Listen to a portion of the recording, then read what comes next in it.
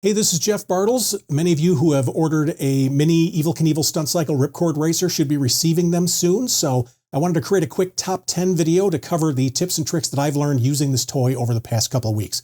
First thing I want to talk about is using the ripcord. So this is the cycle, this is the ripcord. You get two of these with the bike. We fish this in underneath the axle on the back of the rear wheel, or underneath the rear wheel.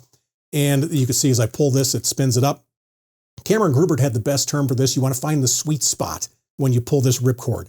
When you pull it, you want to be straight. You don't want to be pulling it in this direction or this direction. You don't want to be pulling it in this direction or this direction. You want to try and pull that straight out. Just as an example, I'm going to go ahead and pull.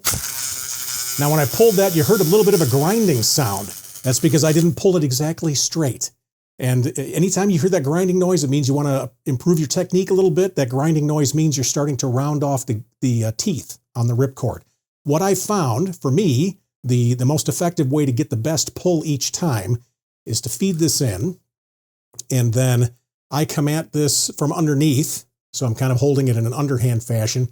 I'll hold the bike upside down when I pull, and then when I pull, if you're going to cheat this at all, I take and pull from this direction. That way I'm kind of forcing the teeth into the gear on the back wheel. So let me flip this over and I'll pull.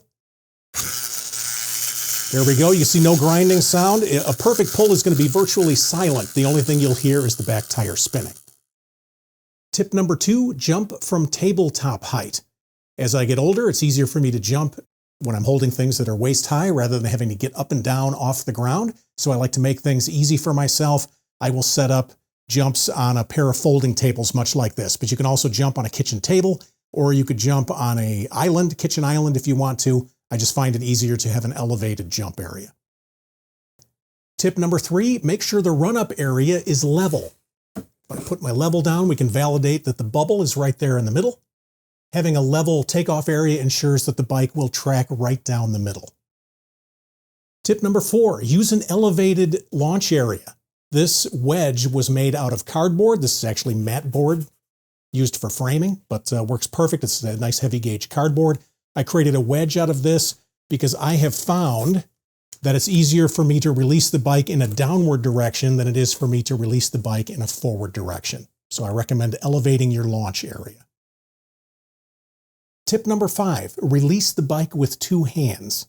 For me, I've found that I can be much more accurate in my launch if I'm holding the bike much like this. When the tire's spinning up, I can simply push downward to get the bike to travel down the center of the lane. Tip number 6, apply sandpaper to the run-up area. This is 220 grit sandpaper. You can see my run-up in this case is about 4 feet long. I recommend having at least a 2-foot run-up because this gives the bike an opportunity to get up to speed. By using this sandpaper, it ensures that the grip is always the same, whether I'm jumping on the kitchen island or the kitchen table or on these folding tables. It just ensures that my grip is always constant. Tip number 7, use Windex or water to lubricate the launch area. Now, everybody pulls at a different speed. In the event you're really pulling fast and the back tire is spinning quickly, you may wonder why the bike isn't jumping that far. If when you watch the instant replay or the slow-mo from your iPhone, you may see that the motorcycle's riding a wheelie down the track. You may even see that it's acting squirrely as it goes down. That's because you've got too much grip. The way to resolve this is by getting a little bit of water or some Windex and just spraying down this area just a little bit, make the sandpaper wet. That will allow the tire to have a little bit of slippage such that it takes a little bit for it to hook up, and it'll prevent the motorcycle from doing a wheelie, and he'll track much better and he'll go much faster. Tip number 8, tape down your takeoff ramp. You can see this is the takeoff ramp that comes with the toy. I have taped this to the table with blue painter tape. I've also added a little sandpaper to it. But by having this firm to the table, it won't slip when Evel approaches and hits the takeoff ramp. Tip number 9, use poster board for the landing ramp. This is my landing ramp. You can see this is just a sheet of poster board. There's nothing underneath this. I have simply taped it with painter's tape at this end and this end. This is what provides cushion when the motorcycle lands.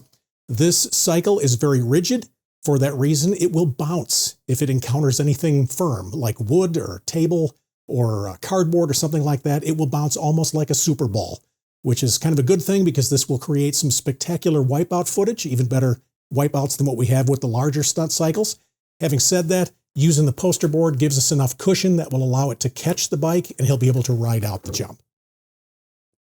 Finally, tip number 10, add some sandpaper to the landing ramp. This is also 220 grit sandpaper. It's 2 full sheets that I've taped to the poster board.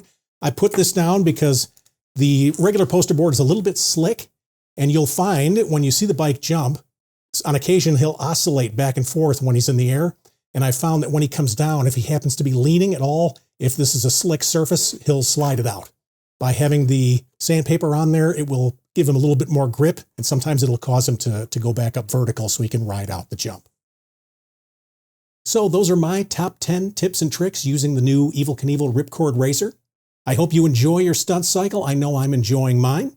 What other tips and tricks can you come up with?